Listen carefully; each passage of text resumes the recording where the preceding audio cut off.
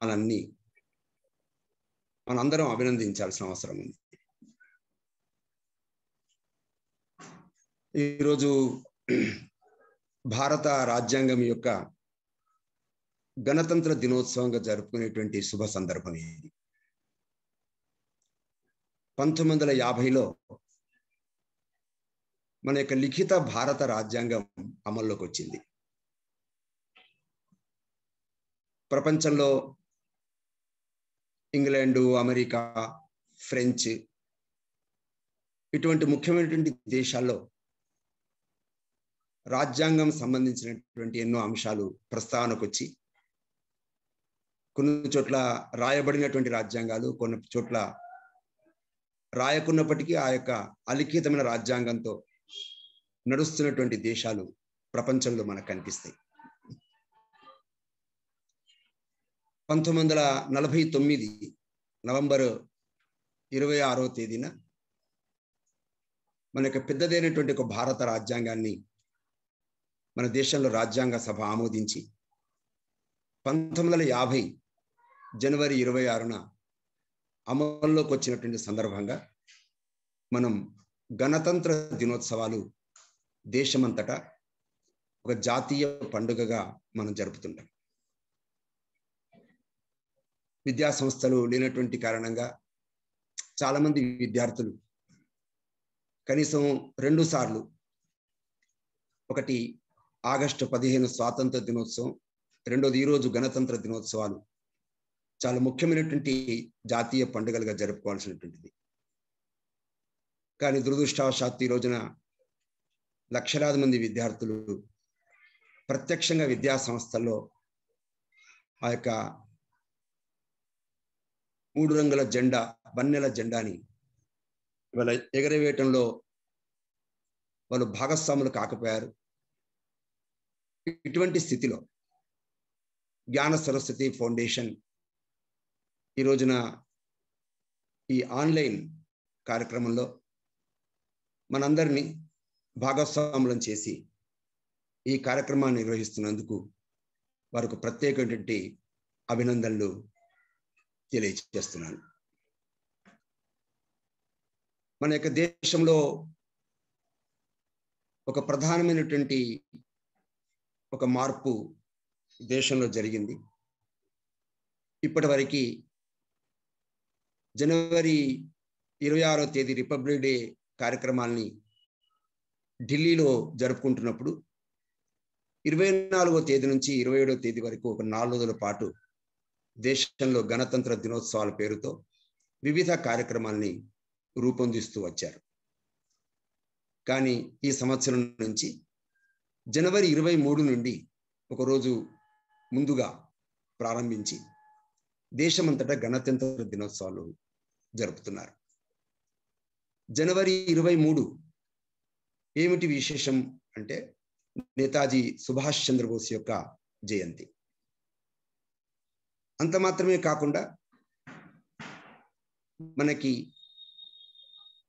ఢిల్లీలో ప్రధానమైనటువంటి స్థానంలో నేతాజీ సుభాష్ చంద్రబోస్ యొక్క ప్రతిమని కూడా ప్రతిష్టాపించి దేశమంతా కూడా సుభాష్ చంద్రబోస్ని గుర్తు తెచ్చుకునేటువంటి ఒక సంరంభం మొన్న 23వ తేదీన మనందరం చూసాం. అలాగే దేశం నెమ్మదిగా అడుగులు వేస్తున్నప్పుడు ఈ దేశాన్ని వికాస పథంలో ఒక గొప్ప దేశంగా నిర్మాణం చేయటంలో ప్రధానమంత్రి, రాష్ట్రపతి నుంచి మొదలుకొని ఈ దేశంలో ఉండేటువంటి సాధారణమైనటువంటి ప్రజలందరూ కూడా భాగస్వాములై పనిచేసినప్పుడు మాత్రమే మన దేశం వికాస పథంలో ముందుకెళ్తుంది. అందుకే దీన్ని మనం పార్లమెంటరీ యొక్క ప్రజాస్వామ్యం అని మనం పిలుస్తాం. ప్రజల కొరకు, ప్రజల చేత నడిపించేటువంటి దేశం ఇది. ప్రజల యొక్క భాగస్వామ్యం లేకుండా ఒకవేళ ఈ దేశాన్ని నడిస్తే కొద్దిమంది నియంత్రణ చేత, కొద్దిమంది పెత్తనం, కొంతమంది గుత్తాధిపత్యంతో ఈ దేశం నడుస్తూ చివరికి ఈ దేశం విచ్ఛిన్నమైపోయి ఈ దేశం దోచుకోబడుతుంది. అందుకే ప్రజల యొక్క సంక్షేమానికి పెద్ద పీట వేసి ప్రజలందరూ భాగస్వాములయ్యేటువంటి ఒక గొప్ప అవకాశాన్ని మన పూర్వీకులు పెద్దలు మన దేశానికి అందించారు. ప్రపంచంలో మన యొక్క భారతదేశం చాలా పురాతనమైంది, ప్రాచీనమైనటువంటి దేశం మన భారతదేశం. అంటే 1947 15 ఆగస్టు నుంచి ఈ దేశం కొత్తగా ప్రారంభించబడలే. ఈ దేశం చాలా ప్రాచీనమైంది. 250 సంవత్సరాల ఈ దేశాన్ని పరిపాలించిన ఆంగ్లేయుల కంటే ముందు 800 సంవత్సరాలు ఈ దేశాన్ని పరిపాలించినటువంటి మొఘలులకు ముందు, అలాగే ఫ్రెంచి, డచ్చి, పోర్చుగీస్ వాళ్ళు ఈ దేశానికి రాకముందు, ఈ దేశం మీద ఆక్రమణ చేయవలసినటువంటి గ్రీకులు, శకులు, హూనులు వీళ్ళందరికంటే ముందు ప్రపంచంలో ఒక వైభవ దేశంగా, ఒక అభివృద్ధి చెందినటువంటి దేశంగా, అట్లాగే ఒక బంగారు పక్షిగా పిలువబడినటువంటి భారతదేశం ఇది. అందుకే దీన్ని మనం ప్రాచీనమైన దేశం అని మనం పిలుస్తుంటాం. ఈ రోజున ప్రపంచంలో మనం దేశాల గురించి మాట్లాడుతున్నప్పుడు కొన్ని శాస్త్ర సాంకేతికమైనటువంటి రంగాల్లో అభివృద్ధి చెందినటువంటి దేశాల పేర్లు మనం చెప్తుంటాం. అది ఫ్రాన్స్ కావచ్చును, జర్మనీ కావచ్చును, అమెరికా కావచ్చును. అలాగే ప్రపంచంలో మన దేశం నుంచి విదేశాలకు వెళ్ళి విదేశాల్లో చదువుకునేటువంటి సందర్భాలు, అలాంటి సంఘటనలు, అలాంటి వార్తలు చెప్తూ ప్రపంచంలో అభివృద్ధి చెందినటువంటి దేశాల వైపు మనం దృష్టి మరలిస్తూ, మన దేశమే కాకుండా ప్రపంచంలో విదేశాల్లో సుమారుగా 200 దేశాల్లో మన భారతీయులు 5 కోట్ల మంది ప్రపంచంలో నివసిస్తున్నారు. దేశం అంటే కేవలం సంకుచితం కాదు, సీమితమైంది కాదు. ప్రపంచంలో ఎక్కడ మంచి ఉంటే, ప్రపంచంలో ఎక్కడ ఆదర్శమైనటువంటి విషయాలు నేర్పిస్తే, ప్రపంచంలో ఎక్కడైనా బ్రతకగలిగేటువంటి అవకాశం, స్వేచ్ఛ సమాజంలో ఉంటే, ప్రపంచం అంతటా తిరగగలిగేటువంటి ఒక విశాల భావం కలిగినటువంటి దేశంగా మనం ప్రపంచంలో ఒక వైశాల్యమైనటువంటి భావన కలిగిన దేశంగా మనం చెప్పుకుంటుంటాం. మనం దేశం యొక్క పార్లమెంటు లోపల ప్రవేశించినప్పుడు ఆ పార్లమెంట్లో మొదటి ద్వారం వద్ద రాసి ఉంటుంది, అయం నిజ పరో వేత్తి గణనా లఘుచేత సాం ఉదార చరితానాంతు వసుధైవ కుటుంబకం అని రాసి ఉంటుంది. వీడు నావాడు, వీడు పరాయివాడు, వీడు నావాడు, వీడు మావాడు కాదు అనేటువంటి కుంచితమైనటువంటి భావన లేకుండా ప్రపంచంలో ఉండేటువంటి ప్రజలంతా నా సోదరులు, నా సహోదరులు అని భావించేటువంటి కుటుంబం ఉంటుంది. అలాంటి కుటుంబ భావన కలిగినటువంటి దేశం నా భారతదేశం అని దాని యొక్క అర్థం. ఈ యొక్క శ్లోకం ఎక్కడిది అంటే మహాభారతంలో, అంటే 5000 సంవత్సరాల క్రితం ద్వాపర యుగంలో ఈ దేశంలో నడిచినటువంటి అయితే కథ ఉందో మహాభారతంలో పేర్కొన్నటువంటి అంశం ఇది. అంటే ఈ దేశము ప్రపంచానికి సంబంధించింది. ప్రపంచంలో ఉండేటువంటి మానవులంతా నా సహోదరులు, నా బ్రదర్స్ అండ్ సిస్టర్స్. అందుకే స్వామి వివేకానంద కూడా 1893లో చికాగోలో మాట్లాడుతూ అన్నది ఇదే, అమెరికన్ సిస్టర్స్ అండ్ బ్రదర్స్.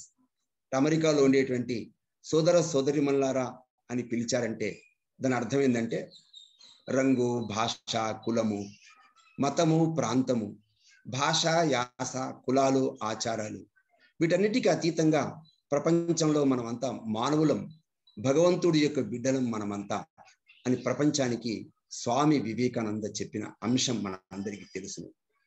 అటువంటి ఒక ఉన్నతమైనటువంటి ఆదర్శాన్ని ప్రపంచం ముందు ఎవరు ఉంచారు అంటే మన పూర్వీకులు ఉంచారు. కాబట్టి కేవలం మన యొక్క దేశము స్వాతంత్రం వచ్చిన తర్వాత నడుస్తుందా? లేదు. ప్రపంచంలో మన పూర్వీకులు ఎంతో మంది కష్టపడి ఈ దేశాన్ని ఒక మంచి దేశంగా, ఒక జ్ఞానవంతమైన దేశంగా, పాడి పంటలు కలిగినటువంటి, అన్ని రంగాల్లో సంపదలు, ఆస్తులు కలిగినటువంటి, ప్రపంచంలో ఒక ఉన్నతమైనటువంటి దేశంగా ఈ దేశాన్ని తీర్చిదిద్దడంలో మన పూర్వీకులు ఎంతో మంది కష్టపడ్డారు. ఆ కష్టపడ్డటువంటి కారణంగానే ఇవాళ భారతదేశం ప్రపంచంలో ఒక పేరెన్నిక దేశంగా కనిపిస్తుంది ఈ రోజున. భా అంటే ఏమిటి? భా అంటే కాంతి, రత అంటే ఇచ్చేది. అంటే ప్రపంచానికి కాంతిని, వెలుగును, ప్రకాశాన్ని ఇచ్చేది. మీరు చూడండి, ప్రపంచ దేశాల యొక్క చరిత్రను గమనిస్తే ప్రపంచ దేశాల్లో మేము చాలా పెద్ద దేశాలం, గొప్ప దేశాలం, మేము చాలా సుపీరియర్ టెక్నాలజీ కలిగినటువంటి దేశాలం అని భావించినటువంటి ప్రతి దేశం మిగతా దేశాల్ని ఆక్రమించాయి. మిగతా దేశాల్లో వనరులు దోచుకున్నాయి, మిగతా దేశాల్లో ఆయిల్ దోచుకున్నాయి, మిగతా దేశాల్లో ఉండేటువంటి ఆ యొక్క దేశాల యొక్క పరిపాలన వలస పేరుతో వలస పాలన చేశాయి. ఆ విధంగా ప్రపంచంలో ప్రతి దేశం ఇంకొక దేశాన్ని జయిస్తూ ఒక రక్తసిక్తమైనటువంటి దేశాలుగా సమాజంలో కనిపిస్తాయి. కానీ నీ దేశం అంటే భారతదేశం ఎప్పుడైనా ప్రపంచంలో మిగతా దేశాలపైన దాడులు చేసిందా? దండయాత్రలు చేసిందా? ఏ దేశాల్లోనైనా ఎక్కడైనా దోచుకుందా? ఎక్కడైనా కులం పేరుతో, రంగు పేరుతో, మతం పేరుతో ఏ దేశంలో ఉండేటువంటి ఏదైనా ఆలయాల్ని ధ్వంసం చేసిందా? ప్రపంచంలో ఎవరు వచ్చినా వాళ్ళందరికీ అన్నం పెట్టడం కోసం, అన్నమో రామచంద్ర అంటే అన్నం పెట్టగలిగేటువంటి స్థితిలో భారతదేశం ప్రపంచానికి పాడి పంటలు ఇచ్చినటువంటి దేశంగా మన యొక్క దేశ చరిత్ర మనకు కనిపిస్తుంది. అందుకే భారతదేశం ప్రపంచంలో ఎందుకు గొప్ప దేశమైంది అంటే భారతదేశానికి ఉన్నటువంటి ఒక 2 స్వభావాలు. ఏమిటా స్వభావం? త్యాగం, రెండవది సేవ. ప్రపంచంలో నువ్వైనా, నేనైనా, లేదా నీ కుటుంబమైనా, నా కుటుంబమైనా, నీ గ్రామమైనా, నా గ్రామమైనా, నీ దేశమైనా, నా దేశమైనా, ఈ ప్రపంచంలో ఎందుకు ఉండాలి? మనం ఎందుకు బ్రతకాలి? మన కొరకు మనం బ్రతకాలా? మన కొరకు మనం బ్రతికితే ఈ దేశంలో, ఈ యొక్క ప్రకృతిలో జంతువులు బ్రతుకుతున్నాయి, పక్షులు బ్రతుకుతున్నాయి, పశువులు బ్రతుకుతున్నాయి, ఎన్నో క్రిములు, కీటకాలు కూడా బ్రతుకుతున్నాయి. అవన్నీ వాటి కొరికే బ్రతుకుతున్నాయి. అవి తింటున్నాయి, అవి సంతానాన్ని కంటున్నాయి. కానీ కేవలం అంతవరకే పరిమితమైతే మనము కీటకాలము, మనుషులము కామము. కాబట్టి మనం కీటకాలము, జంతువులం కాదు. మనము విశాలమైనటువంటి హృదయము కలిగి, అలాగే మనకు మనస్సు, అలాగే బుద్ధి,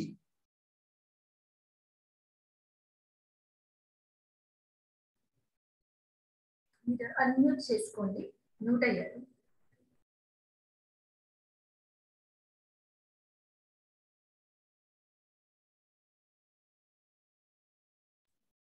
అన్మ్యూట్ చేసుకోండి, మ్యూట్ అయ్యారు సార్.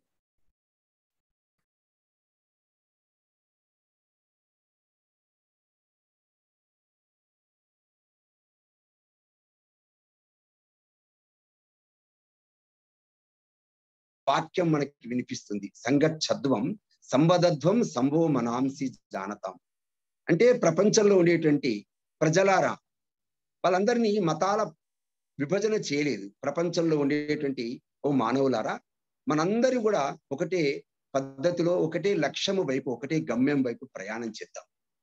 మన మనస్సులన్నీ కూడా ఒకటే ఆలోచనలతో, అభిప్రాయాలతో ముందుకు వెళ్దాం. మనందరి యొక్క లక్ష్యం ఒకటే, మనందరం కలిసి ఉండడం. మన ధ్యేయం ఒకటే, మనందరం ఒకరినొకరు సమన్వయంతో సహకరించుకోవడం. ఇంత ఉన్నతమైనటువంటి ఆశయాన్ని 5000 సంవత్సరాల పూర్వమే మన పూర్వీకులు మన వేదాల్లో దాచి ఉంచారు. అలాంటి వేదాల్ని ఆధారం చేసుకుని ఉపనిషత్తు యొక్క విజ్ఞానం ప్రపంచంలో వికసించింది.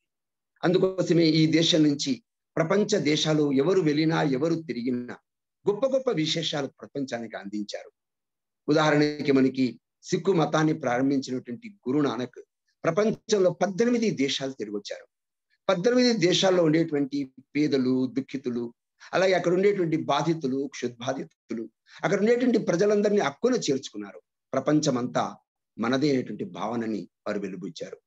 అలాగే స్వామి వివేకానంద ప్రపంచంలో ఒక ఆఫ్రికా, రష్యా తప్ప ప్రపంచంలో ఉండేటువంటి అన్ని ఖండాలు ఎక్కడో చోట 1 రోజు, 2 రోజులు అలా తిరుగుతూ, ముఖ్యంగా పాశ్చాత్య దేశాలు ఇంగ్లాండు, ఐర్లాండు, అమెరికాలో 4 సంవత్సరాల పాటు తిరిగి సుమారుగా 4000 మంది విద్యావంతుల్ని మన భారతీయత వైపు, మన సంస్కృతి వైపు దృష్టిని సారించే పద్ధతిలో వారు విశేషమైనటువంటి ప్రయత్నం చేశారు.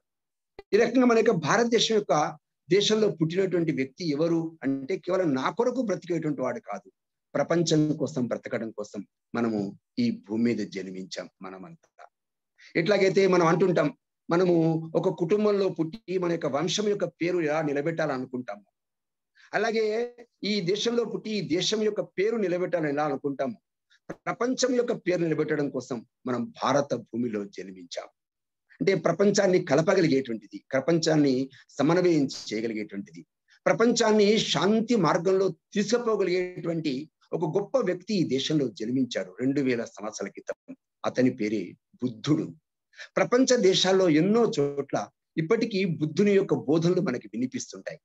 మీరు ఆలోచించండి, ప్రపంచంలో ఈ దేశంలో పుట్టినటువంటి వ్యక్తి ప్రపంచాన్ని కల్పించేటువంటి ఒక శాంతి సందేశాన్ని, సమన్వయ సందేశాన్ని ఎలా అందించగలిగాడు అంటే, ఇక్కడ ఉన్నటువంటి పిల్లవాడికి, ఇక్కడ ఉన్నటువంటి వ్యక్తికి, ఇక్కడ ఉన్నటువంటి మానవుడికి, అతనికి విజ్ఞానంతో పాటు సంస్కారాన్ని, అలాగే ఇక్కడ ఉన్నటువంటి వ్యక్తికి జ్ఞానముతో పాటు ఈ దేశం ప్రపంచాన్ని కలపగలిగేటువంటి విశాలమైన హృదయాన్ని కూడా మన పూర్వీకులు, ఋషులు, మునులు మనకు అందించారు. అందుకే ఉపనిషత్తు కథలు మనం వింటున్నప్పుడు ఒక ముగ్గురు బాలురు, వాళ్ళ యొక్క వయస్సు 8 నుంచి 11 సంవత్సరాల వయస్సు ఉంటుంది. కానీ చిన్నపిల్లలే. ఒకరి పేరు నచికేతుడు. వారు యముడు దగ్గరికి వెళ్ళి విజ్ఞానాన్ని గ్రహించారు అని చెప్పి ఉపనిషత్ కథలు చెప్తారు. అలాగే రెండో వ్యక్తి ఈ దేశంలో ధ్రువుడు, భగవంతుని ప్రత్యక్ష దర్శనం చేసుకుని ఆ విధంగా దేశంలో ఒక సుపరిపాలన అందించినటువంటి ధ్రువుడి గురించి మన యొక్క ఉపనిషత్ కథలు చెప్తుంటాయి. అలాగే ఈ దేశంలో ప్రహ్లాదుడు, ఈ దేశంలో ప్రపంచంలో ఉండేటువంటి ప్రతి ఒక్క జీవిలో, ప్రతి ప్రాణిలో భగవంతుడు ఉన్నాడు. కాబట్టి ఎక్కడెక్కడ భగవంతుడు ఉన్నాడో అక్కడ అందరిని మనం ఆరాధించాలి. కాబట్టి అందరిని ఆరాధించగలిగేటువంటి ఒక సామరస్య స్వభావాన్ని ప్రహ్లాదుడు ఒక రాక్షస కుటుంబంలో జన్మించినప్పుడు కూడా ఉన్నతమైనటువంటి మానవత్వాన్ని బోధించాడు. నేను ఇవన్నీ ఎందుకు చెప్తున్నాను అంటే, చిన్నపిల్లలే కానీ ఆ రోజుల్లో ఉపనిషత్ కాలంలో, అలాగే వేదాల కాలంలో చిన్న చిన్న పిల్లలే అత్యుత్సాహమైనటువంటి పద్ధతిలో ఎన్నో గొప్ప కార్యాలు చేసి సాధించి చూపించినటువంటి సంఘటనలు మన దేశంలో మనకు కనిపిస్తాయి. అదే మాదిరిగా మనం ఇవాళ సమాజంలో ఏ కుటుంబంలో మనం పుట్టామో, ఏ గ్రామంలో మనం పుట్టామో, పుట్టినప్పుడు సహజంగానే మనకి ఇందాక చెప్పారు సోషల్ యానిమల్ అంటుంటాం. సామాన్యంగా మనం పుట్టగానే జంతు లక్షణాల్లాగానే కేవలం మన పుట్ట గురించి, మన ఆకలి గురించి, మన గురించి మాత్రమే మనం ఆలోచిస్తుంటాం. కానీ రాబోయేటువంటి స్థితిలో నెమ్మదిగా మనం వికాసం చెందుతూ మన యొక్క శరీరాన్ని ఒక దృఢమైనటువంటి శరీరంగా తయారు చేసుకుంటాం. Sound mind in sound body. ఎవరి శరీరము దృఢంగా ఉంటుందో వారి యొక్క మానసికత, వారి యొక్క బుద్ధి చాలా తేజస్సుతో ఉంటుంది అని మన పెద్దలు చెప్తుంటారు.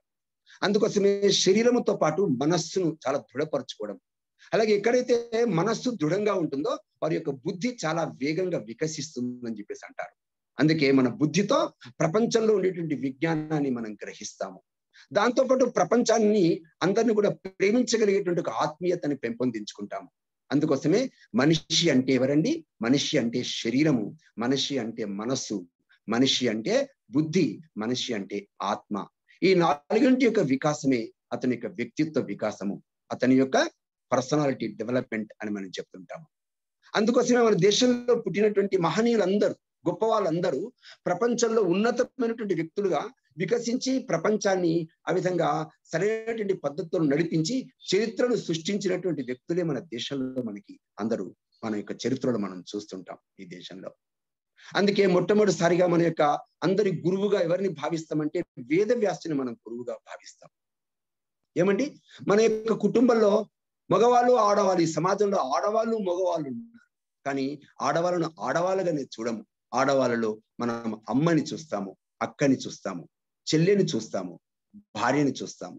దీని అర్థం ఏమిటి అంటే, సాధారణంగా మనం చూసినట్టయితే ఆడవాళ్ళలో ఉండేటువంటి లక్షణాలు, మగవాళ్ళలో ఉండేటువంటి లక్షణాలు కేవలం ఆడ మగ మాత్రమే తేడా అని మనకు కనిపిస్తుంది. కానీ ఆడవాళ్ళని కేవలం భార్యలుగా మాత్రమే కాదు, కేవలం కోరికను తీర్చుకునేటువంటి వ్యక్తులు మాత్రమే కాదు, సమాజంలో ఉన్నతమైనటువంటి ఆలోచనలు, సంస్కారం ఇవ్వగలిగేటువంటి స్థానానికి మనము ఎవరిని చేర్చాము? మన యొక్క దేశంలో అమ్మకి మనం ప్రాధాన్యతనిచ్చాము. అందుకోసమే మనము దేశాన్ని మనం భారత మాత అని మనం పిలుస్తుంటాం. ఈ రోజున గణతంత్ర దినోత్సవం సందర్భంగా దేశంలో ఎవరిని మనం ఆరాధించాలి? కశ్మీర్ నుంచి కన్యాకుమారి వరకు మనము ఈ భూమిని ఆరాధించాలని చెప్తుంటాం. భూమి అంటే ఎవరు? భూమి అంటే మనుషుల. భూమి అంటే కేవలం మనుషులేనా? భూమి అంటే ఈ దేశంలో పర్వతాలు ఉన్నాయి, అలాగే ఈ భూమిలో మనకి పాడి పంటలను ఇచ్చేటువంటి ఎన్నో పొలాలు ఉన్నాయి, అలాగే ఈ భూమిలో దాంతో పాటు చెట్లు ఉన్నాయి, జంతువులు ఉన్నాయి. అందుకే ఈ భూమి వికాసం చెందడం కోసం కేవలము జంతువులు, పక్షులు, పశువులు, మానవులు మాత్రమే కాకుండా ఈ యొక్క జనాన్ని అందరినీ కలిపి ప్రజలందరినీ కలపగలిగేటువంటి ఒక విశిష్టమైనటువంటి సంస్కృతి మనకుంది ఈ దేశంలో. ఎందుకంటే ఈ దేశంలో 3000కు పైగా కులాలు ఉన్నాయి. ఈ దేశంలో 10కి పైగా మతాలు ఈ దేశంలో ఉన్నాయి.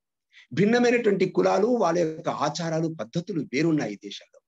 కానీ కాశ్మీర్ నుంచి కన్యాకుమారి వరకు మనందరం ఎవరం? మనందరం కూడా భారతీయులు.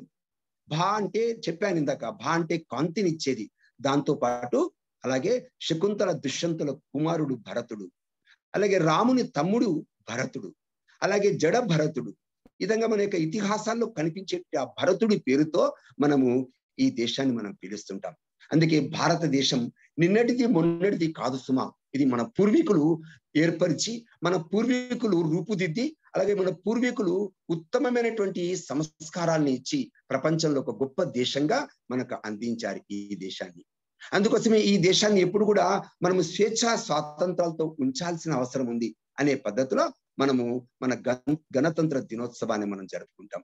అంటే మన యొక్క దేశంలో ఉండే భారతీయులమైన మనం, అందులో పీఠికలో రాసి ఉంటుంది భారతీయులం మనం అంతా కూడా. కాబట్టి ఎవరి కొరికి ఈ దేశం అంటే మన భారతీయుల కోసం ఈ దేశం అంతా. మరి భారతీయులకు ఈ దేశాన్ని, ఒకప్పుడు ఈ దేశాన్ని గ్రీకులు ఆక్రమించారు, దండయాత్ర చేశారు. శకులు ఈ దేశాన్ని ఆక్రమించారు. పోర్చుగీస్ వాళ్ళు ఈ దేశాన్ని ఆక్రమించే ప్రయత్నం చేశారు. మొఘలులు ఈ దేశానికి దండయాత్ర చేశారు. అలాగే ఈ దేశం మీదకి ఆంగ్లేయులు ఈ దేశం మీదకి వలస పాలన విధించారు. కానీ వీళ్ళందరి యొక్క అయితే సంఖ్యలు ఉన్నాయో వీళ్ళందరినీ కూడా ఈ దేశం నుంచి మనం తరిమేసి మళ్ళీ ఒక స్వతంత్ర భారతదేశంగా మనందరం ఇవాళ ప్రపంచంలో కనిపిస్తున్నాం. ఒకవేళ కనుక మనం ఆంగ్లేయులను ఎదిరించకపోతే, మనం మొఘలులను ఎదిరించకపోతే, ఒకవేళ పోర్చుగీస్ డచ్ వాళ్ళని మనం ఎదిరించకపోతే, ఒకవేళ గ్రీకు వీరుడు అలెగ్జాండర్ని మనం ఈ దేశం నుంచి పంపించకపోతే, ఈ దేశంలో ఇవాళ మనం తల ఎత్తి భారతదేశంగా పిలుచుకునే వాళ్ళమా? మన దేశం ఎప్పుడో ప్రపంచ పటంలో పూర్తిగా కాలగర్భంలో కలిసిపోయేది. ఎందుకంటే ప్రపంచ చరిత్రలు చూస్తుంటే సుమారుగా 40 నుంచి 50 దేశాల్లో మన మీద ఏ విధంగా అయితే దాడులు జరిగాయో, దండయాత్రలు జరిగాయో, ఆ దేశాల మీద కూడా దండయాత్రలు జరిగాయి. ఆ దేశాల్లో ఉండేటువంటి వనరులు కూడా చాలా మంది దోచుకున్నారు. ఆ దేశంలో ప్రజల్ని హతమార్చి రక్తసిక్తం చేశారు. ఆ దేశాల్లో ఉండే సంస్కృతులన్నీ కూడా మొత్తము మటుమాయం చేసేసి ఆ దేశాన్ని పూర్తిగా కబలించి వేశారు. అదే మాదిరిగా మన భారతదేశం మీద కూడా కొన్ని వందల సంవత్సరాలు దాడులు, దండయాత్రలు జరిగి ఈ దేశం యొక్క రూపురేఖలు మార్చి ఈ దేశం యొక్క సంస్కృతిని విధ్వంసం చేయడం కోసం ఎన్నో రకాల ప్రయత్నాలు ఈ దేశంలో చేశారు. అయినప్పటికీ మన దేశం నిలుచుందా లేదా? అయినప్పటికీ మన దేశం ప్రపంచంలో భారతదేశంగా ప్రఖ్యాతి కాంచుతుందా లేదా? అయినప్పటికీ భారతదేశం ఈ రోజున శాస్త్ర సాంకేతిక రంగాల్లో ప్రపంచానికి విజ్ఞానాన్ని అందిస్తుందా లేదా? కరోనా కష్ట సమయంలో నిన్న ఈ రోజున ఎవరైతే పద్మశ్రీ అవార్డులు తీసుకున్నటువంటి వాళ్ళు ఉన్నారో అలాంటి వాళ్ళు ప్రపంచంలో గొప్ప విశేషాలు అంటే మన దేశంలో కరోనా సమయంలో అయితే కోవాక్సిన్ తయారు చేసినటువంటి కృష్ణ అలాగే సుచిత్ర భార్యాభర్తలు ఎవరైతే ఉన్నారో ఆ విధంగా అత్యంతమైనటువంటి శాస్త్ర సాంకేతిక రంగాల్లో ఒక వ్యాక్సిన్ తయారు చేసి ప్రపంచ దేశాల్లో సుమారు ఒక 80 దేశాలకు అట్లా ఇవ్వడం అనేటువంటిది ఆ యొక్క ప్రథ, అటువంటి ఒక సంప్రదాయం ఈ రోజున కూడా నెలకొంటుందా లేదా? అందుకోసమే భారతదేశం అంటే కేవలం బిచ్చమెత్తేటువంటి దేశం కాదు, దేబరించేటువంటి దేశం కాదు. ప్రపంచంలో మన దగ్గర ఏది ఉందో ఆ విధంగా ప్రపంచానికి అందివ్వడం కోసం సదా సర్వదా మనం సన్నద్ధంగా ఉండడం కోసం ఈ దేశం తన యొక్క శక్తి సంపన్న దేశంగా వికసిస్తుంది. అందుకోసమే ఈ దేశంలో ఒక భారతీయుడిగా మనం ఏం ఆలోచించాలి అంటే మనం ఆలోచించాల్సింది ఒకటే, నేను ఈ దేశంలో భారతీయుడిగా జన్మించాను. నేను గొప్పవాడిగా ఎందుకు నిర్మాణం కావాలి? నా కెరీర్ని నేను ఎందుకు చూస్ చేసుకోవాలి? నేను ఉన్నతమైనటువంటి విద్య ఎందుకు గ్రహించాలి? నేను ఒక డాక్టర్గా, నేను ఒక ఇంజనీర్గా, నేను ఒక వ్యాపారస్తుడిగా, నేను వ్యవసాయదారుడిగా, నేను వ్యాపారుడిగా నేను ఎందుకు ఉండాలి? కేవలం నా కొరక, నా కుటుంబం కొరక కాదు సుమా. త్యజేదేకం కులస్యార్థే గ్రామస్యార్థే కులం త్యజేత్ అంటుంటారు. అంటే ఏంటంటే కులము కొరకు అలాగే గ్రామము కొరకు సర్వస్వము అర్పించగలిగేటువంటి ఒక మానసికమైనటువంటి వికాసం మన యొక్క దేశంలో మానవులు రూపొందాలి. ఆ విధంగా మన పెద్దవాళ్ళు ఆశించారు. అందుకోసమే ఈ దేశంలో మనం గ్రీకు వీరుడు అలెగ్జాండర్ వచ్చినప్పుడు ఈ దేశాన్ని కాపాడడం కోసము ప్రథమ స్థానంలో నిలబడ్డది ఎవరండి? ఆ రోజున పురుషోత్తముడు అలెగ్జాండర్ ఓడించడం కోసం తన యొక్క శక్తి యుక్తులన్నీ ఒడ్డినటువంటి సంఘటనలు మనకు కనిపిస్తాయి. అదే మాదిరిగా మౌర్య చంద్రగుప్తుడు ఈ దేశం మీదకి విదేశీయులు దండయాత్ర చేసి ఈ దేశాన్ని ఒక్కొక్క దేశాన్ని ఆక్రమిస్తున్నటువంటి సమయంలో తక్షశిల విశ్వవిద్యాలయంలో పాఠాలు నేర్పేటువంటి చాణక్యుడు తన యొక్క విద్యార్థులందరినీ కూడగట్టి ఈ దేశం యొక్క పొలిమేరలలో ఉండేటువంటి లోపలికి చొచ్చుకొస్తున్నటువంటి విదేశీయుల్ని తరిమి కొట్టి ఒక మౌర్య చంద్రగుప్తుడిగా పరిపాలన చేసినటువంటి ఒక చరిత్ర సంఘటన మనకి కనిపిస్తుంది. ఈరోజు భారత రాజ్యాంగము మనం ఏ విధంగానైతే మన దేశం యొక్క పరిపాలన విధానం ఎలా ఉండాలో, ప్రజలు ఎలా నడవాలో మనము రాజ్యాంగం గురించి ఎలా మాట్లాడుకుంటున్నామో, మౌర్య చంద్రగుప్తుని కాలంలో అలాగే చాణక్యుడు రాసినటువంటి రాజనీతి శాస్త్రం, కౌటిల్యుని యొక్క అర్థశాస్త్రం దేశాన్ని ఎలా నడపాలో ఆ రోజున మనకి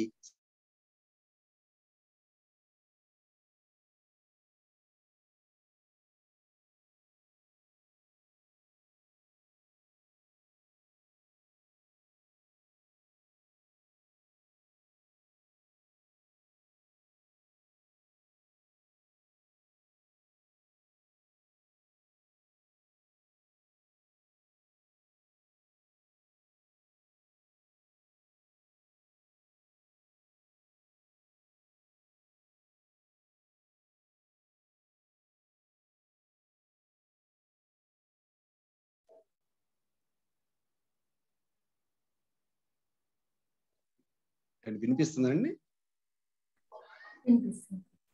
వినిపిస్తుందా? వినిపిస్తుందండి. ఇప్పుడు ఇందాక మీరు మ్యూట్ లోకి వెళ్ళారు. ఓకే. ఒకటి ఈ దేశం మీదకి వాస్కోడిగామా ఈ దేశానికి వచ్చినప్పుడు ఈ దేశంలో ఏం జరుగుతుంది అంటే, ఈ భారతదేశంలో మనం ఎన్నో సుగంధ ద్రవ్యాల్ని పండిస్తున్నాం. మిరియాలు పండిస్తున్నాం, ధనియాలు పండిస్తున్నాం, జీలకర్ర పండిస్తున్నాం. ఇలాంటి సుగంధ ద్రవ్యాల్ని పండించి విదేశాలకి మనం ఎగుమతి చేస్తూ మన దేశం యొక్క సంపదని మనం పెంచుకున్నాం. అదే మాదిరిగా భారతదేశంలో పత్తిని పండిస్తున్నాం. పత్తి నుంచి నూలు తీసి, నూలు నుంచి వస్త్రాలు నేసి ప్రపంచంలో ఉండేటువంటి ఒక గొప్ప సంస్కృతి కలిగినటువంటి ఈజిప్షియన్ సంస్కృతిలో మమ్మీల మీద కప్పడానికి కావలసినటువంటి బట్టల్ని, నాణ్యమైనటువంటి బట్టల్ని ఈ దేశం నుంచి మనం పంపించాం. అదే మాదిరిగా భారతదేశంలో నలంద విశ్వవిద్యాలయము, తక్షశిల విశ్వవిద్యాలయము, విక్రమశిల విశ్వవిద్యాలయంలో ప్రపంచం నుంచి వచ్చినటువంటి 10,000 మంది విద్యార్థులందరికీ కూడా ప్రపంచంలో ఉండేటువంటి ఎన్నో ఉపనిషత్తుతో పాటు ఎన్నో గ్రంథాల యొక్క విజ్ఞానాన్ని మనము బోధించడంలో ప్రధానమైనటువంటి పాత్రని మనం పోషించాము. అలాగే ప్రపంచంలో ఉండేటువంటి ఉన్నతమైనటువంటి గణిత శాస్త్రం యొక్క వివిధమైనటువంటి పద్ధతుల్ని ఈ దేశంలో మనం బోధిస్తూ వచ్చాము. అలాగే ప్రపంచంలో ఉండేటువంటి ఎన్నో విజ్ఞాన విషయాలతో పాటు ఈ దేశంలో వైద్యం యొక్క ప్రధానమైనటువంటి విషయాల్ని, ముఖ్యంగా సుశ్రుతుడైనటువంటి వైద్యుని యొక్క నిపుణుల యొక్క గొప్ప విశేషాలు మనం ప్రపంచానికి పరిచయం చేశాము. అందుకోసమే విజ్ఞాన సర్వస్వ గ్రంథాలన్నీ కూడా ప్రపంచంలో ఒకప్పుడు మనకి పోర్చుగీసు వాళ్ళు రాకముందే, అలాగే ఈ దేశం మీదకి మొఘలుడు దండయాత్ర చేయకముందే, గ్రీకులు ఈ దేశానికి రాకముందే మన యొక్క భారతదేశంలో ఒక గ్రామ పంచాయతీ వ్యవస్థ ఈ భారతదేశంలో ఏర్పడింది. కుమ్మరి, కమ్మరి, వడ్రంగి, చేనేత, అదే మాదిరిగా ఎన్నో రకాల వృత్తులు గ్రామంలో ఉండి ఈ దేశంలో కోర్ట్స్ లేవు, ఈ దేశంలో న్యాయస్థానాలు లేవు. ఆ రోజున ఈ దేశంలో అప్పుడు పోలీస్ స్టేషన్లు లేవు. కానీ గ్రామాన ఎంతో మంది ప్రజలందరూ కలిసి మెలిసి కూర్చొని సమన్వయంతో అందరూ కూడా అన్నదమ్ముల వలె ఒక గ్రామ పంచాయతీ వ్యవస్థను ఏర్పాటు చేసుకుని ఆ విధంగా ప్రపంచంలో గ్రామ స్వపరిపాలనలో ముందంజ వేసినటువంటి దేశంగా మన దేశం మనకు కనిపిస్తుంది. ఈ రకంగా భారతదేశము ఇంత ఉన్నతమైనటువంటి పద్ధతిలో ప్రపంచంలో విద్యారంగంలో చూసినట్టయితే మన యొక్క దేశీయ విద్యలో ఎన్నో రకమైనటువంటి పద్ధతిలో సంస్కారాన్ని ప్రబోధించేటువంటి విషయాలు. ఇందాక మనం ఎథిక్స్ గురించి మాట్లాడుతున్నాం, సంస్కార గురించి మాట్లాడుతున్నాం.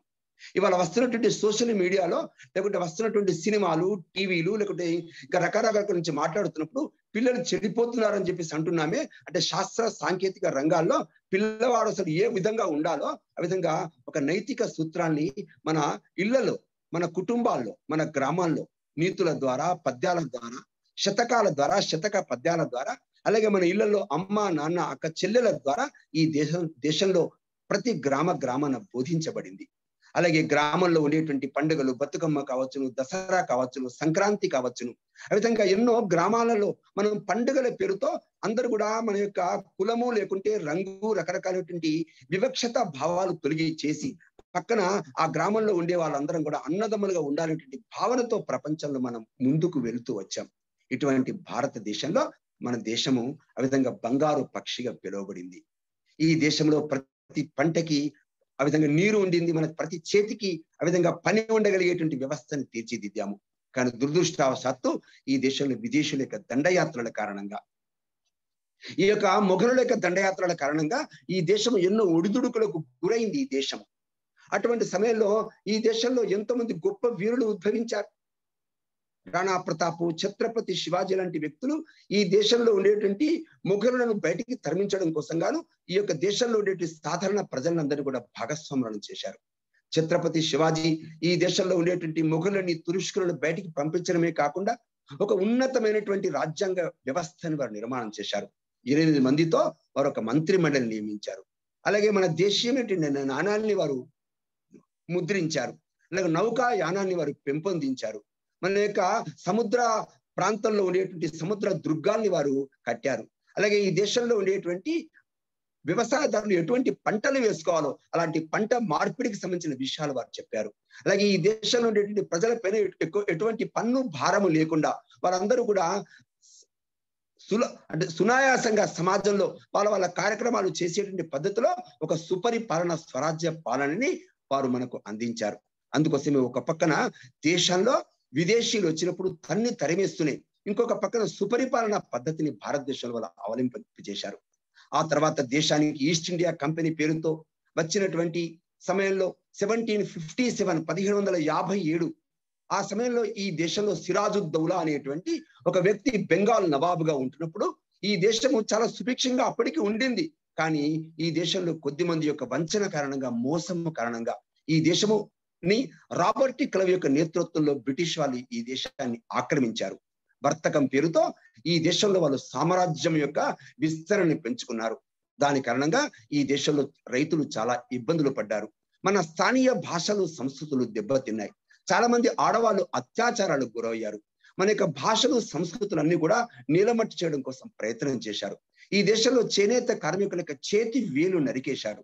ఆంగ్లేయుల కాలంలో సుమారుగా 7 సార్లు కరువు వచ్చి ఆ కరువు కాటల కారణంగా సుమారుగా 250 సంవత్సరాల కాలంలో 5 కోట్లకు పైగా భారతీయులు చనిపోయారు. ఈ దేశంలో ఈ దేశం నుంచి సుమారుగా 3,300 లక్షల కోట్ల రూపాయలు ఈ దేశం నుంచి ఆస్తుల పేరుతో, సంపద పేరుతో, విలువైనటువంటి వస్తువుల పేరుతో ఆంగ్లేయులు ఈ దేశం నుంచి ఎన్నో ఆస్తుల్ని అలాగే ధనాన్ని ఈ దేశం నుంచి దోచుకుని పోయారు. ఆ రకంగా దేశంలో 250 సంవత్సరాల సమయంలో ఆంగ్లేయుల యొక్క చేతి నుంచి, వాళ్ళ యొక్క బానిస పంకెల నుంచి మన యొక్క భారత మాత యొక్క సంఖ్యలను తెగొట్టడం కోసం ఈ దేశంలో ఎంతో మంది పోరాటాలు చేశారు. 1857 ప్రథమ స్వతంత్ర పోరాటం, నానాసాహెబ్ పీష్వా, ఝాన్సీ లక్ష్మి, తాంతియా తోపే, అష్రఫుల్లా ఖాన్, అజీముల్లా ఖాన్, ఆ విధంగా భారతదేశంలో ఒకరు కాదు, ఇద్దరు కాదు, 3,50,000 మంది ఆంగ్లేయులు పన్నినటువంటి కుట్రని, ఆంగ్లేయులు చేస్తున్నటువంటి దోపిడిని ఎదుర్కోవడం కోసం ఎన్నో రకాల త్యాగాలు చేశారు. బలిదానం అయ్యారు, ఉరికంబాలు ఎక్కారు, బలిపీఠాలు ఎక్కారు. అలాగే 1943 ప్రాంతంలో సుభాష్ చంద్రబోస్ ఒక్కడే ఈ దేశం నుంచి, కాబూల్ నుంచి రష్యా సరిహద్దుల గుండా ఎక్కడికి వెళ్ళాడు? జర్మనీకి వెళ్ళాడు, జపాన్కి వెళ్ళాడు. అక్కడ సుమారుగా 30,000 మంది సైన్యంతో ఆజాద్ హింద్ ఫౌజ్ తయారు చేశాడు. 1943లో 2 ప్రాంతాల్లో, ఒకటి ఇంపాల్కు వెళ్ళేటువంటి దారిలో మణిపూర్ ప్రాంతంలో ఒక చోట, రెండవది అండమాన్ నికోబార్ దీవుల్లో, ఆ విధంగా 2 చోట్ల మన త్రివర్ణ పతాకాన్ని 1947 15 ఆగస్టు కంటే ముందే 4 సంవత్సరాల ముందే 3 రంగుల జెండా ఎగరేసి ఈ దేశం యొక్క గొప్పతనాన్ని, ఈ దేశంలో గుండెల్లో ఆ విధంగా నిండుకున్నటువంటి స్వాతంత్ర అభిలాషని, స్వాతంత్రం యొక్క ఏదైతే ఆతృతని ఇంగ్లాండ్ వాళ్ళకు చాటి చెప్పాడు. అందుకే 250 సంవత్సరాలు పరిపాలించినటువంటి ఆంగ్లేయులు మూటా ముల్లా సర్దుకుపోయారంటే ఎవరి కారణంగా అంటే ఆజాద్ హింద్ ఫౌజు యొక్క ఎవరైతే వ్యవస్థాపకులు ఉన్నారో, జై హింద్ నినాదంతో చెలో ఢిల్లీ పేరుతో ఉద్యమం చేసినటువంటి సుభాష్ చంద్రబోస్ యొక్క ఆజాద్ హింద్ ఫౌజు సైన్యం భారతదేశంలో ఉండేటువంటి బ్రిటిష్ ఇండియన్ ఆర్మీలోకి చొచ్చుకొచ్చి ఇక్కడ ఉండేటువంటి మన భారతీయ సైనికుల్లో ఒక విప్లవ పంథాని ఆ విధంగా బోధించి రాబోయేటువంటి రోజుల్లో ఆంగ్లేయులు దెబ్బతినేటువంటి పద్ధతిలో అయితే వ్యవస్థ నిర్మాణమైందో దానికి భయపడి ఈ దేశం నుంచి ఆంగ్లేయులు పారిపోయారు. ఈ దేశం 1947 15th ఆగస్టు రోజున మన దేశానికి స్వాతంత్రం వచ్చింది. కాబట్టి ఇవన్నీ ఎవరి వల్ల సాధ్యమైంది అంటే దేశంలో సుమారుగా ఒక 800 నుంచి 1000 సంవత్సరాల పాటు బానిసత్వ పంకిలంలో ఉన్నటువంటి ఈ దేశం ఎంతో మంది ఈ దేశాన్ని దోచుకొని, ఈ దేశం యొక్క వనరులు దోచుకొని ఎంతో మందిని చంపి సుమారుగా మొదటి ప్రపంచ యుద్ధం, రెండవ ప్రపంచ యుద్ధంలో భారతదేశం నుంచి సుమారుగా 1,00,000 మంది సైనికులు 2 ప్రపంచ యుద్ధాల్లో చచ్చిపోయారు అందరూ కూడా. అంటే మనందరినీ పూచిగా చూపి మనందరినీ పావులుగా ఉపయోగించుకొని ప్రపంచ యుద్ధాల్లో మన భారతీయుల చేత యుద్ధం చేయించారు ఆంగ్లేయులు. దాని కారణంగా సుమారుగా 1,00,000 మంది సైనికులు చచ్చిపోయారు. ఆ విధంగా ప్రపంచంలో ఎన్నో రకమైన దారుణాలు, అత్యాచారాలకు ఈ దేశం గురైంది. ఎంతో సంపదని కోల్పోయింది. ఈ దేశం దోపిడీకి గురైంది. ఇటువంటి దేశము, ఈ దేశానికి 1947 15th ఆగస్టున స్వాతంత్రం వచ్చింది. అలాగే 1915 జనవరి 26న గణతంత్ర దినోత్సవానికి మనం ఒక రూపును మనం దిద్దుకున్నాం. సర్దార్ వల్లభాయ్ పటేల్ ఈ దేశంలో ఉండేటువంటి 560 సంస్థానాలన్నింటినీ కూడా ఒకే భారతదేశంలో కలిపేసి ఆ విధంగా ఒక స్వతంత్ర భారతదేశాన్ని నిర్మాణం చేశాడు. అంతకంటే ముందు లాలా లజపత్ రాయ్, బిపిన్ చంద్రపాల్, అలాగే బాల గంగాధర్ తిలక్ లాంటి వ్యక్తులు ఈ దేశానికి సంపూర్ణమైనటువంటి స్వాతంత్రాన్ని తీసుకురావడం కోసం ఎన్నో ఉద్యమాలు చేశారు.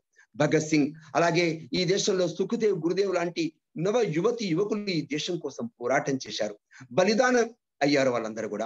అలాగే 11-12 సంవత్సరాల ఆజాద్ చంద్రశేఖర్, ఖుదీరామ్ బోస్, ఉద్దామ్ సింగ్ లాంటి వ్యక్తులు ఆంగ్లేయులతో ఎదుర్కొని ఈ దేశాన్ని స్వాతంత్రం ఇవ్వడం కోసం ప్రయత్నం చేశారు.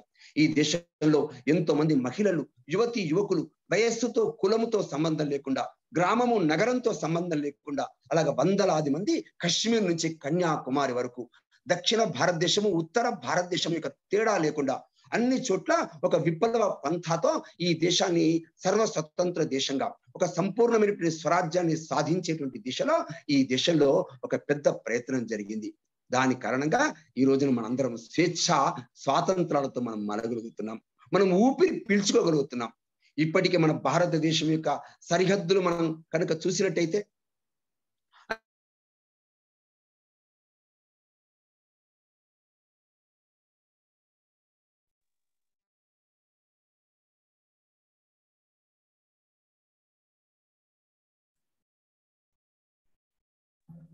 సార్ అన్మ్యూట్ చేయండి సార్.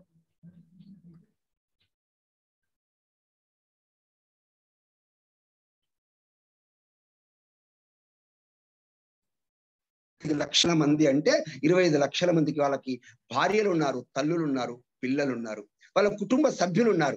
అంటే 25 లక్షల కుటుంబాలు త్యాగము చేస్తే ఆ త్యాగము చేసినటువంటి కుటుంబాల ఆధారంగా ఇంకొక 25 లక్షల మంది వాళ్ళ ఆన్ డ్యూటీలో సరిహద్దులో ఉండి వాళ్ళందరూ దేశానికి కాపలా కాస్తుంటే 130 కోట్ల మందివి మనందరం కూడా కెరీర్ గురించి ఆలోచిస్తున్నాం, మన యొక్క చదువుల గురించి మనం ఆలోచిస్తున్నాం, మన ఉద్యోగాల గురించి మనం ఆలోచిస్తున్నాం, ఎటువంటి పదవులు పొందాలో, రాజకీయ పదవులు పొందాలో ఆలోచిస్తున్నాం, ఈ దేశాన్ని, గ్రామాన్ని ఏ విధంగా పరిపాలించాలో ఆలోచిస్తున్నాం, మన జీతాలు పెరగాల వద్దని ఆలోచిస్తున్నాం, ఉన్నతమైనటువంటి విద్యా అవకాశాల గురించి మనం ఆలోచిస్తున్నాం, ఉన్నతమైన ప్రమోషన్ల గురించి మనం ఆలోచిస్తున్నాం.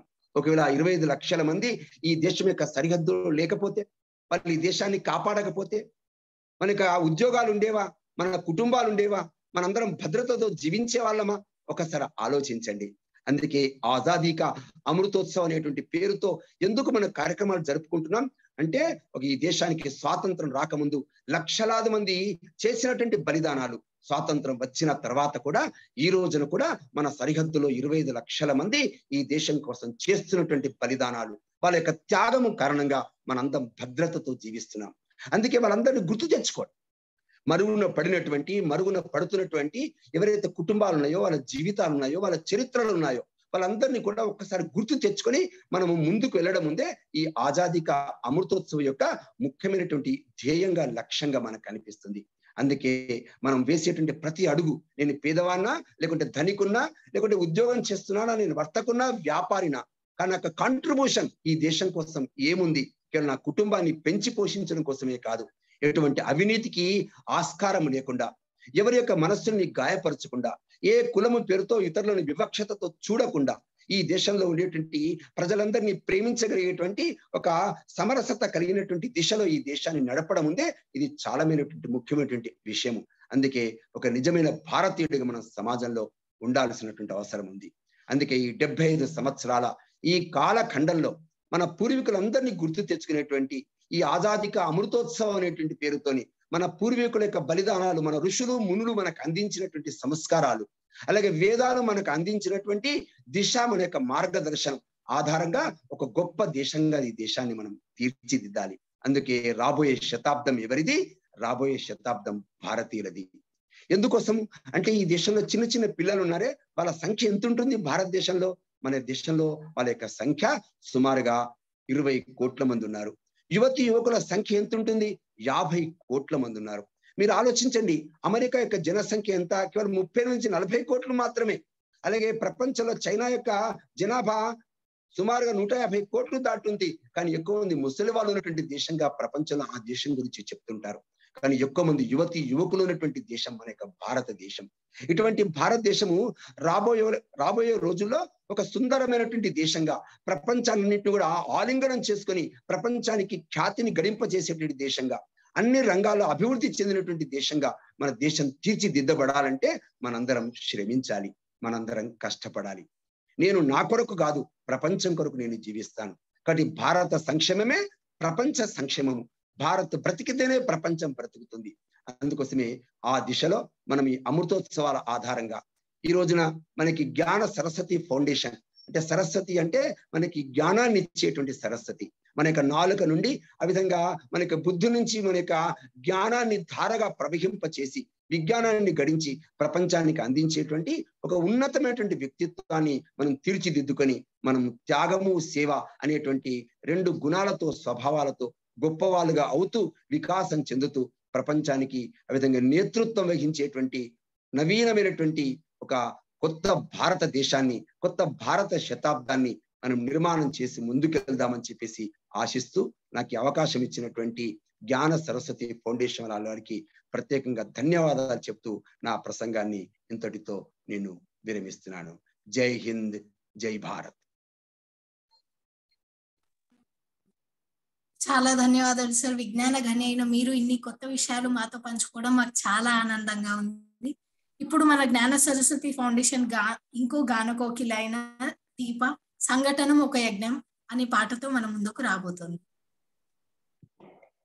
సంఘటనం ఒక యజ్ఞం, సమిధగమన జీవనం, భరత మాత పాదాలకు మువ్వలం, ఆమె మోము పైన చిరునవ్వులం, భరత మాత పాదాలకు మువ్వలం, ఆమె మోము పైన చిరునవ్వులం, గలగల పారే ఆ జలపాతం నిలిచిందా తన కోసం ఏనాడైనా, మిలమిల మెరిసే ఒక అగ్నికణం మిగిలిందా తన కోసం ఏ క్షణమైనా, తరతరాల భారతీయ తాపస్సులది మార్గం, తరతరాల భారతీయ తాపస్సులది మార్గం, ఆత్మలో నివేదనం అమ్మకు నీరాజనం,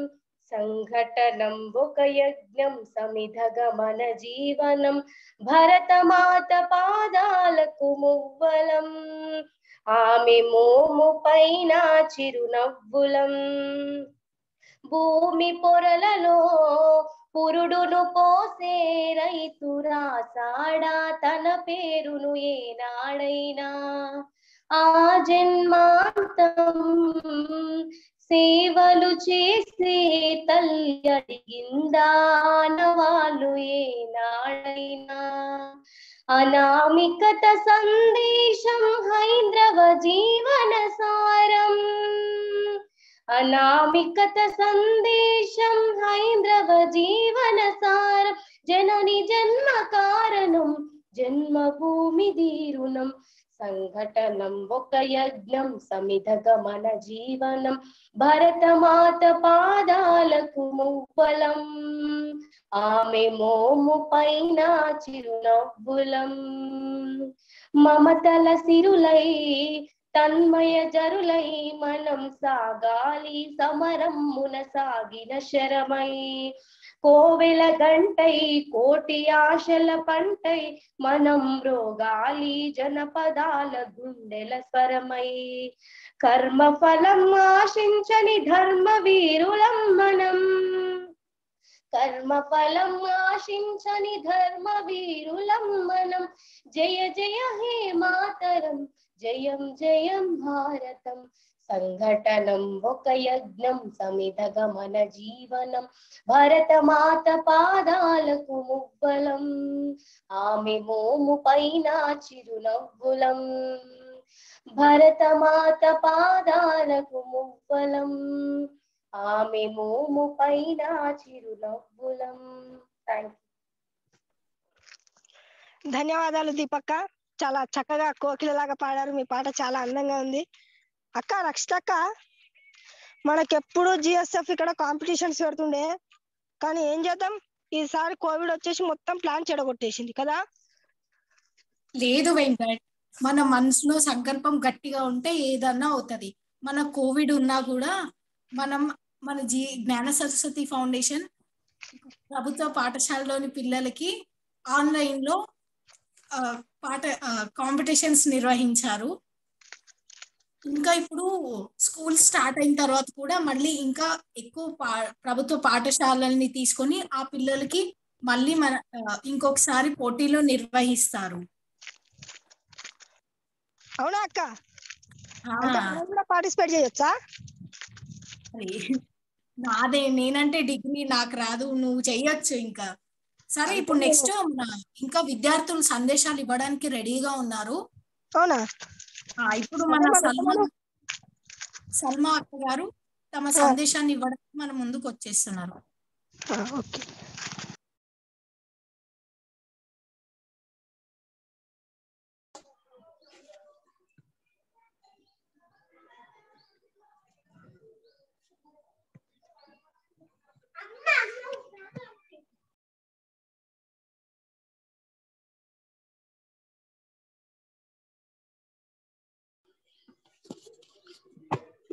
Good evening, one and all.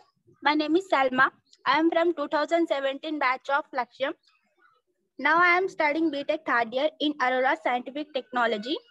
Thank you for giving me this opportunity for expressing my views on this glorious day that we are celebrating. First of all, I want to wish all of you a very happy Republic Day.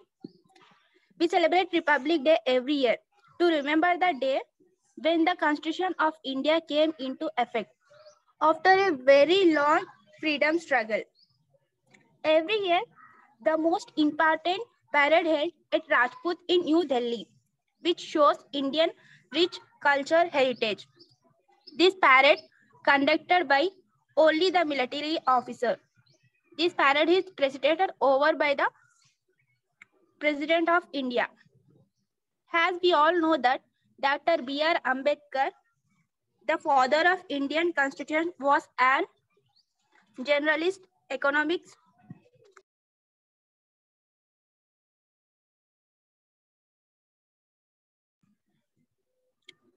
After formation of Constitution, we got freedom of speech, freedom of work, freedom of everything.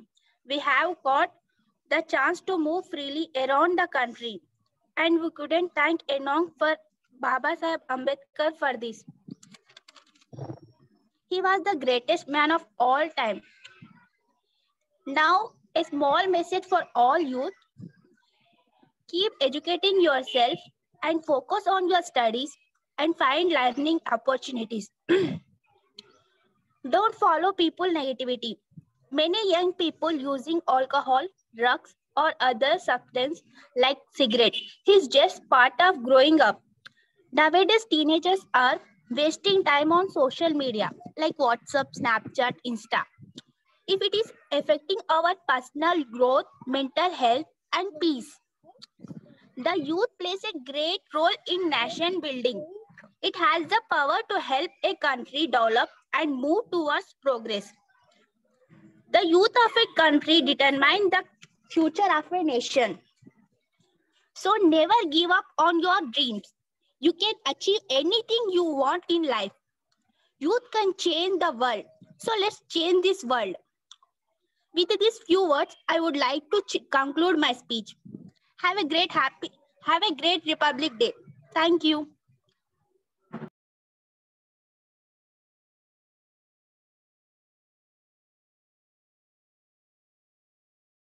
Thank you. ఇప్పుడు ఇంకో విద్యార్థి అయిన యశస్విని మణిచంద్రిక తన సందేశాన్ని ఇవ్వడానికి మనం ముందుకు వచ్చేస్తాం.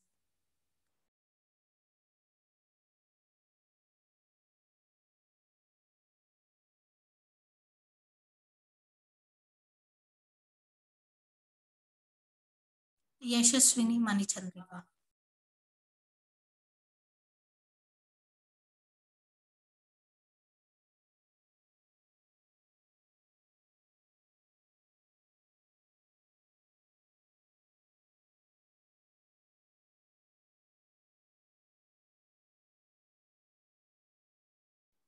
మణిచంద్రిక లేనట్టుంది, కంటిన్యూ చేయండి.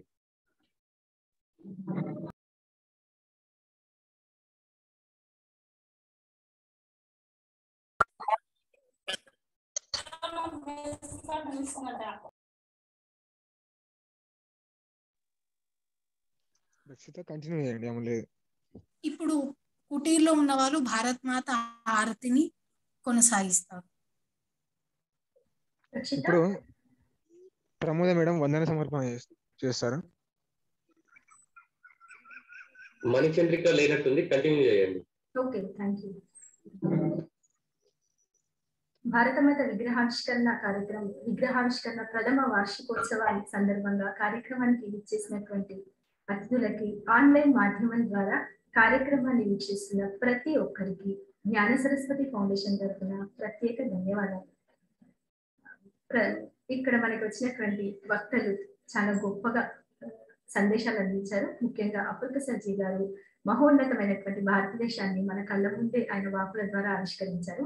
రత్నగర్భలో జన్మించినటువంటి ఈ భారతదేశంలో జన్మించిన మహనీయులైనటువంటి ఉన్నతమైనటువంటి వ్యక్తిత్వాలను మనకు ఒక్కసారి గుర్తు చేశారు. మన బాధ్యతని వారసులుగా మన బాధ్యతని కూడా ఒకసారి గుర్తు చేశారు. ధన్యవాదాలు.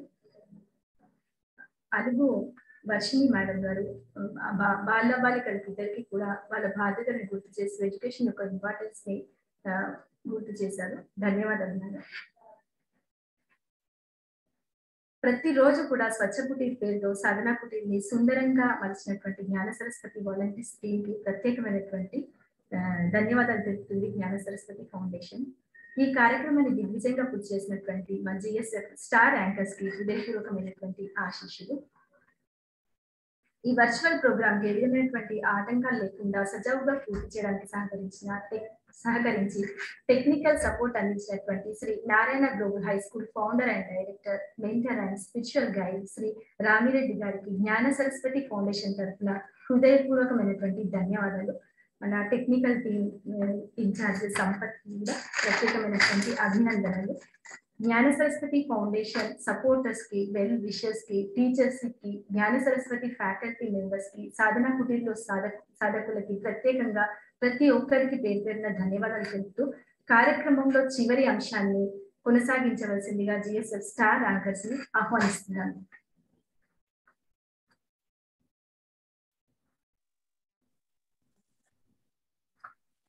ఇప్పుడు సాధనా కుటీర్లో ఉన్న జ్ఞాన సరస్వతి ఫౌండేషన్ సభ్యులు భారత మాత ఆరతిని ప్రారంభిస్తారు.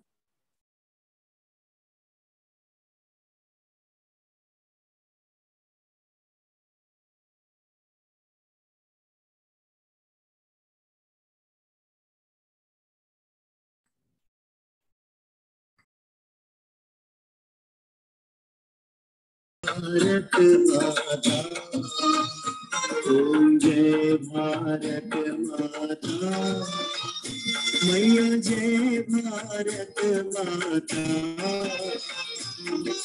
जो जन तुझको ध्याता, जो जन तुझको ध्याता, सुख संपद पाता।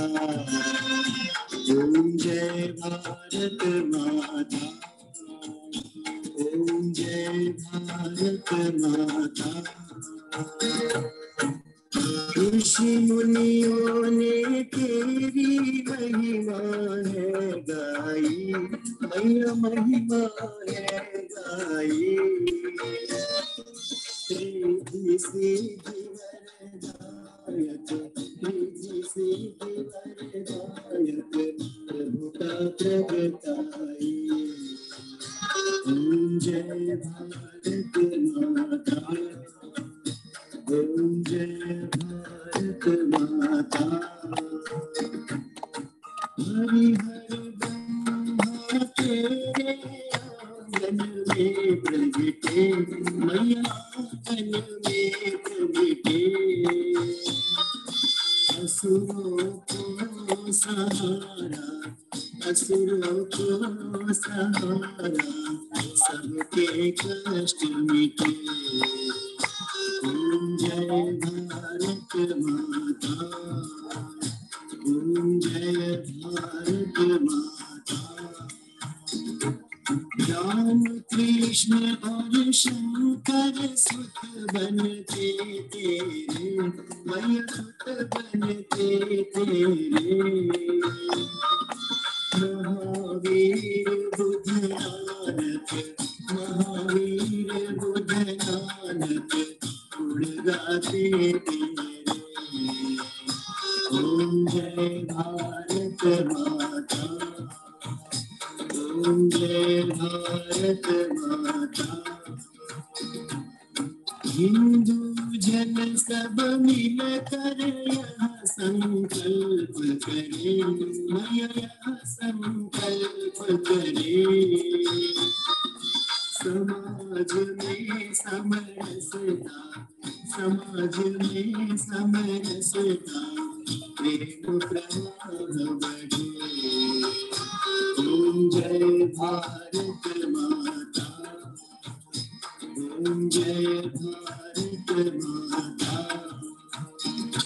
सच्चे मन से माँ का जो गुणगान करे, मैया जो गुणगान करे।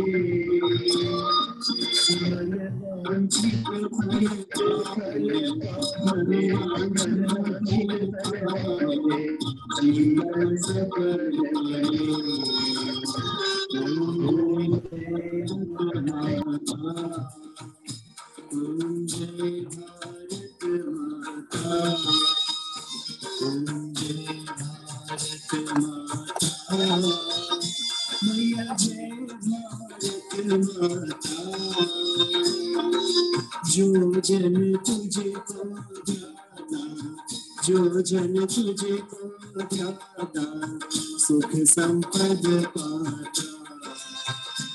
ओम जय भारत माता, ओम जय भारत माता, ओम जय भारत माता, ओम जय भारत माता। నేషనల్ యాంథమ్ ఉంటుంది, అందరం అక్కడే పెట్టి హారతి తర్వాత తీసుకుంటాం. నేషనల్ యాంథమ్ అయిపోయిన తర్వాత హారతి తీసుకుంటాం. అందరం చెప్తారా ఫ్యూచర్ బాయ్.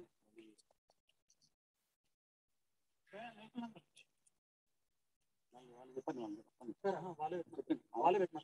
ఓకే నేషనల్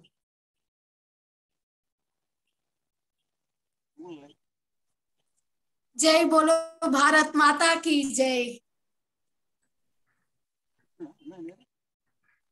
हर बच्चा बनेगा पढ़ाई में और भी अच्छा। ఇప్పుడు ఆఖరిగా మనం జాతీయ గీతంతో ఈ ప్రోగ్రామ్ ని ముగిస్తాం. అందరూ లేచి अधिनायक जय हे भारत भाग्य विधाता, पंजाब सिंध गुजरात मराठा द्राविड़ उत्कल गंगा, विंध्य हिमाचल यमुना गंगा, उज्जल जगति तरंगा।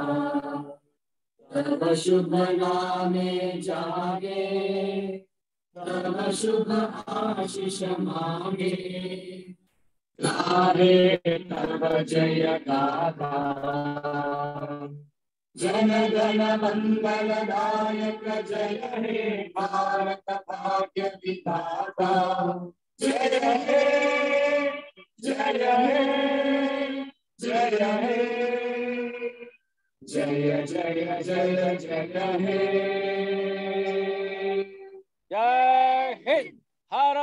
माता की जय। भारत माता की जय। भारत माता की जय।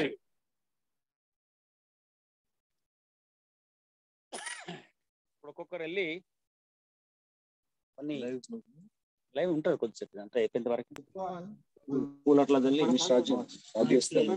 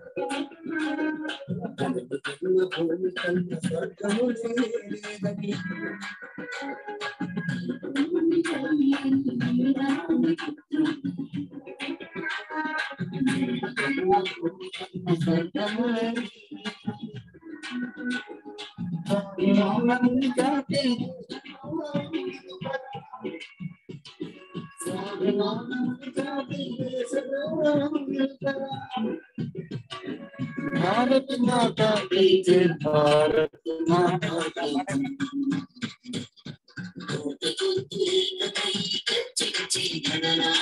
की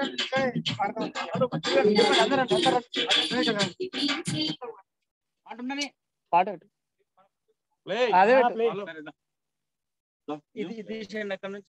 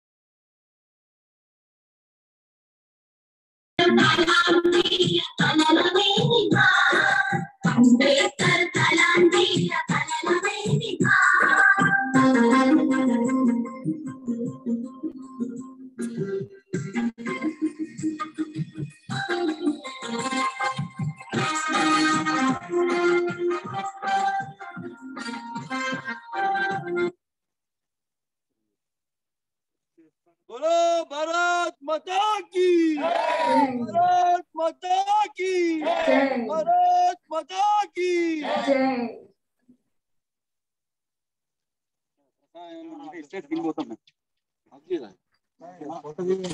ఫోటోనా దిగలే కదా ఫోటో అందరూ వాళ్ళు ఉన్నా కూడా ఇంకా